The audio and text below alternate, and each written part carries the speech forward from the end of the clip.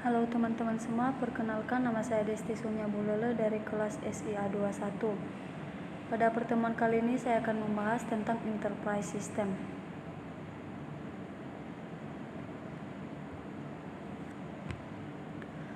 Apa yang maksud dengan TPS dan ERP? TPS atau Transaction Processing System adalah sistem informasi yang terkomputerisasi yang dikembangkan untuk memproses data-data dalam jumlah besar untuk transaksi bisnis rutin seperti daftar gaji dan inventarisasi. Contoh dari TPS adalah untuk membuat pernyataan konsumen, cek gaji karyawan, kwitansi penjualan, order pembelian, formulir pajak, dan rekening keuangan. Kemudian TPS ini juga dapat memperbarui database yang digunakan perusahaan untuk diproses lebih lanjut oleh sistem informasi manajemen.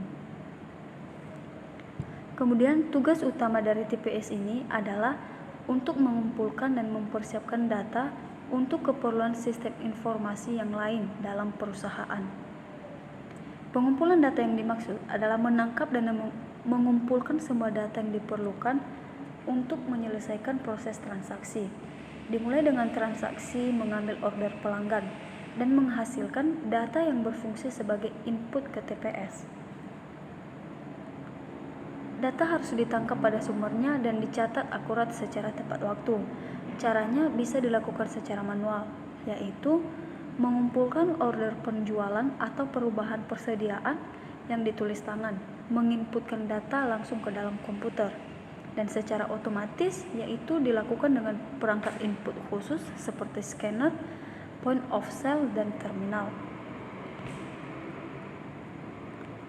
Kemudian keuntungan dan kerugian dari TPS. Yang pertama, keuntungan. Keuntungan biasanya adalah proses transaksi sangat cepat.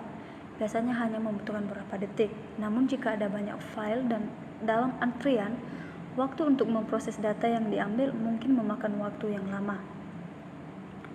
Keuntungan lainnya adalah bahwa hal itu membuat proses pemesanan adil dengan pemrosesan file dalam urutan antrian. Lalu pada online transaction processing ini ada dua kunci manfaat. Yang pertama adalah kesederhanaan dan efisiensi. Kemudian kerugian. Kerugiannya yaitu adanya kemungkinan double booking. Juga TPS harus memakai file akses langsung.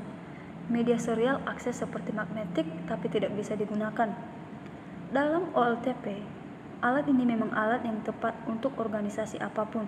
Namun dalam pemakaian OLTP, ada beberapa hal yang harus dikhawatirkan. Masalah keamanan dan biaya ekonomis. Kemampuan worldwide yang sistem ini berikan pada perusahaan membuat database mereka lebih mudah diserang pengacau atau para hackers. Kemudian pengertian dari ERP. ERP adalah akronim dari Enterprise Resource Planning, yaitu proses pengumpulan dan pengorganisasian data bisnis melalui rangkaian software yang terintegrasi.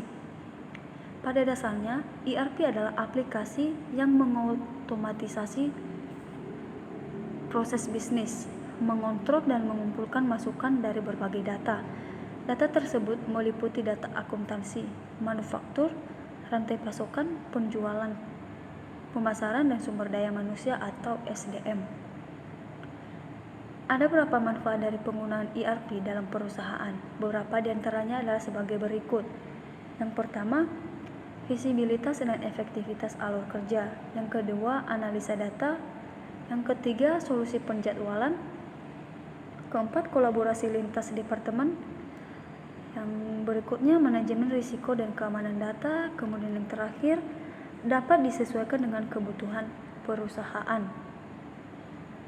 Kemudian jenis ERP dapat dibedakan menjadi 3, yaitu ERP on-site yang membutuhkan instalasi langsung ke server fisik yang dikelola sendiri oleh perusahaan, di mana perusahaan harus memelihara perangkat lunak tersebut secara mandiri. Kemudian yang kedua, ERP cloud berbasis web yang memungkinkan perusahaan mengakses data dengan koneksi internet. Seluruh pemeliharaan dan pembaruan perangkat lunak dilakukan oleh penyedia software. Komputasi awan ini bisa berupa software as a service atau SaaS, private cloud maupun public cloud. Kemudian yang ketiga adalah ERP hybrid yang merupakan kombinasi dari onsite dan cloud. Kemudian berikut ini 4 keuntungan menggunakan ERP. Yang pertama, data bisnis yang akurat dan terintegrasi. Yang kedua, dasar pengambilan keputusan lebih baik. Ketiga, lebih efisien dan produktif. Kemudian yang terakhir adalah mengembangkan etos kerja dengan standarisasi sistem. Ya, demikian penjelasan singkat dari saya. Thank you.